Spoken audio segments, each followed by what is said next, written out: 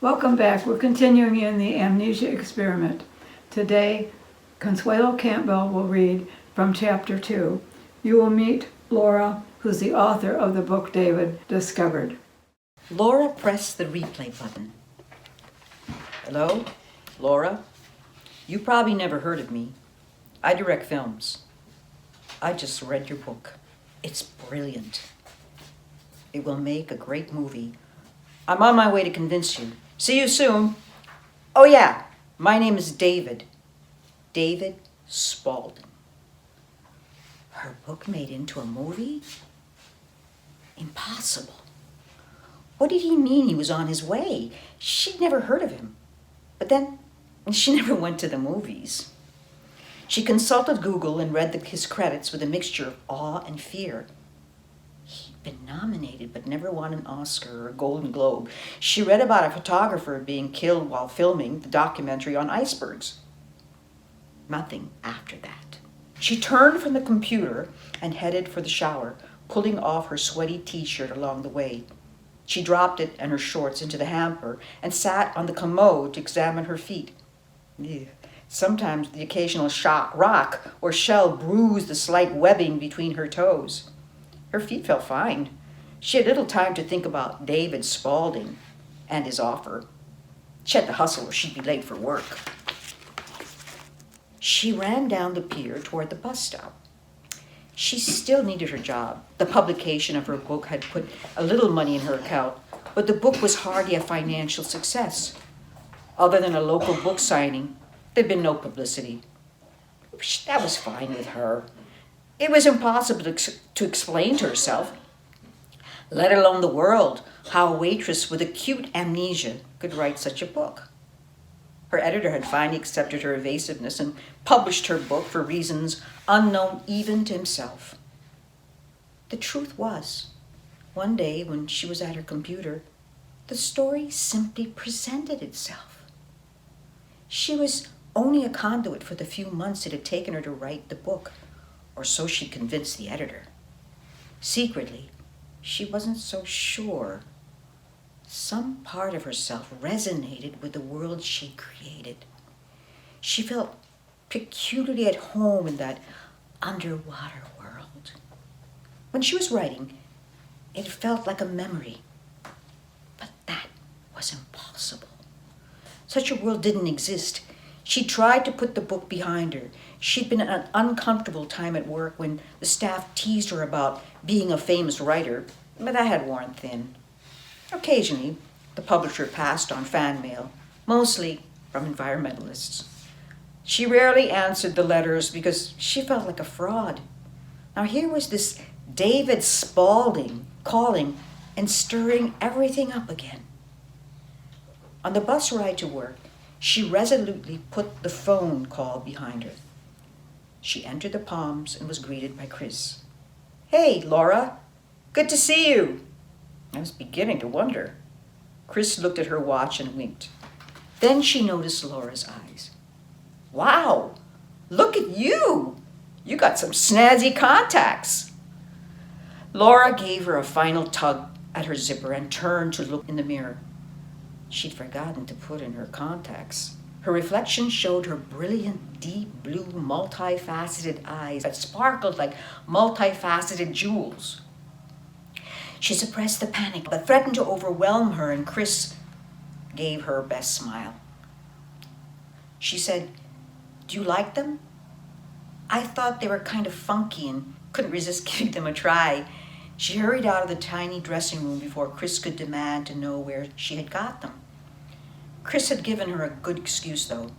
If anyone asked, she would just claim they were contacts. Chris had little time to pump Laura for information. The Palms was a popular upscale restaurant that kept the staff too busy for conversation. However, tonight at the tables, there was plenty of earnest and sometimes loud conversation. Instead of romantic dinners for two, scientists from a convention had filled the rooms. Even with her contacts in, Laura attracted attention. Her alabaster skin, accented by glossy light auburn hair, cropped close, and her diminutive little lithe figure invited a second look. Women were initially wary of her, but her genuine warmth and her inability to flirt quickly won the women over. Tonight, she garnered curious looks, but no one had commented on her eyes. Not until she saw Father Justin. He was sitting at a corner table. He was a young priest who loved playing basketball with the boys at the youth center located down the street from the restaurant. He was a friend and confessor to them who never judged or proselytized. Laura loved debating religion and philosophy with him. Once she told him she had amnesia and didn't know who her family was. Ever since, he teased her about being a runaway nun. Justin grinned and put circle fingers around his eyes. Laura laughed and stopped for a minute. "You're here pretty late tonight. Does the bishop know?" "Actually, he does," Justin said. "A couple of our kids were involved in a dust-up that landed one of them in the hospital. Jamie. He's got a busted jaw.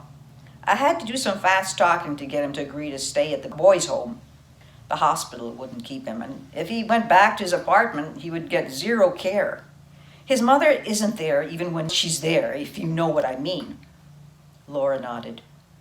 "Sorry about Jamie, but it might do him some good to get out of this situation for a bit. Maybe we can talk later." Justin agreed. Laura approached a table with two men to take their order. When she looked at the man nearest to her, she dropped her pen and scrambled for it on the floor to give herself a moment to recover her composure. There was something familiar about him. She felt attracted to him in a way that she couldn't explain and sensed he was disturbed by her presence. Without looking at him again, she took his order and rushed from the room. As soon as she turned in their order, she grabbed Chris. "Chris, I need a huge favor. Table 11 ordered desserts and coffee. Will you take their orders to them? I just can't go back in there." Chris gave her a hard look. "Are they being too friendly?" "Maybe it's your fascinating eyes, Laura." Laura ignored the bait. "No, it's just, oh, I don't know. I just can't see him again." "Him? Him who?" She eyed Laura suspiciously. "If I didn't know better, I'd think you had the hots for somebody. About time." Laura felt the heat rising in her face. "No, I don't know. I have to leave. Thanks." She cornered Tony and said, "I'm not feeling well. I'm going home. Chris is covering for me." She headed for the change room before Tony could respond. Her fingers were trembling as she rushed to get out of her uniform and into her street clothes. She slipped out the back door and started to jog to the bus stop. On impulse, she flagged down a taxi. Laura slumped in her seat and tried to understand what had just happened. She panicked. She'd run away. But from whom? From what? From a stranger whose very presence turned her world upside down? This stranger who was not a stranger.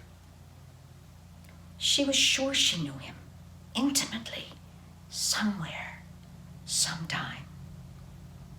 It was the first time something or someone from her past had popped into her world. Yet the stranger also seemed shocked and puzzled. When their eyes had met, she could see the recognition and the confusion in him. She was sure he didn't know how he knew her either. That was weird and troubling. Laura knew her parents had died in a car crash and that she had survived without a scratch or a memory. All she had was their boat, a small bank account, and the slip that was paid up for 5 years. She had no memory. One day she simply woke up on the boat with a terrible headache and enough memory to tell her there had been a car crash and her parents had died. But now, that memory felt false. When she saw the man in the restaurant, something shifted. It was like a piece of the puzzle that was her past life had finally dropped into place. One door within the recesses of her being had come ajar. Wasn't that a good thing? So why had she run? Why was she afraid? Gradually, she became aware that the cab had stopped and the driver was looking back at her. "You all right, young lady? This is as far as I can go." Yes. Thank you." Laura paid him and saw his frank concern. "I know it looks a bit deserted here, but I'm fine. It's not far from the pier, to my boat." Even so, Laura found herself running to the pier. She put her eye to the iris scanner and entered. She flung her bag on the chair and stripped out of her clothes and pulled on her swimsuit. She was desperate for a swim. Taking a deep breath, she dove off the pier and rejoiced as the water covered her, welcomed her. She was home. She swam a mile underwater before coming up for air, only vaguely troubled by the fact that no one else seemed able to stay underwater for so long. In the early days, after she found herself alone on the boat, she'd mistakenly gone for a long daylight swim. A couple, chancing upon her, insisted she come on board their boat. She was miles from shore, and they were sure she was the victim of an accident. When she realized they didn't believe anyone could swim such a distance and be able to make it back to shore, she let them think she'd fallen overboard and had not been missed by her friends. She directed them to her boat, where she said she was visiting, and thanked them for the lift. After that, she only swam at night. Tonight, as she swam, she felt her fears dissipate. She never wondered about who she was when she was in the ocean. She was never afraid of any of its denizens, friendly creatures like dolphins let her swim and play with them. After a long swim, Laura had little trouble falling asleep. In her dreams, she found herself in a vast library, wandering down misty aisles. Voices called to her. When she reached for a book, it floated away. She was sure the answers to her past were here somewhere in this place. If she could just catch a book, open it, everything would be clear. Once, she nearly had one in her hands when a white-robed figure stopped her. He took the book and held it to his breast. Laura reached for the book, but the figure faded away as his words sounded within her. "Not yet, Laura, not yet, but soon." Laura woke, clutching the sheet, trying to hold on to the love she felt emanating from the figure in her dream. She felt a yearning she didn't understand, and beneath that, the frustration of falling once again at unraveling the mystery of her life. She gritted her teeth and headed for the bathroom. Her phone rang, but she didn't answer it until the voice mode clicked on and she heard a familiar voice. "Hey, Laura, are you there? Pick up. You won't regret it." Laura smiled at hearing Justin's voice. "So where is there, Justin? This is my cell phone. I could be anywhere." "Well, I was hoping you might be answering from home because I was thinking of making myself available to you.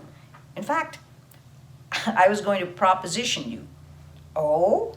It's a little early in the day for that, isn't it?" "Not if you consider that the proposition is to take that thing you call a home out for a spin. Say, Key West with lunch on me. Actually, breakfast too. If you just say the word, I can pick you up some bagels on my way over." Laura came fully awake. Justin was proposing a delicious diversion. She wouldn't have to listen to the voices in her head.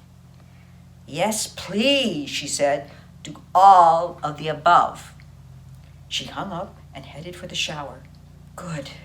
Safe Justin. Oh, she loved his silly bearded face. He would give her the opportunity to talk about her sudden flight from the restaurant last night if she wanted. But he wouldn't insist. Thank you, Consuelo.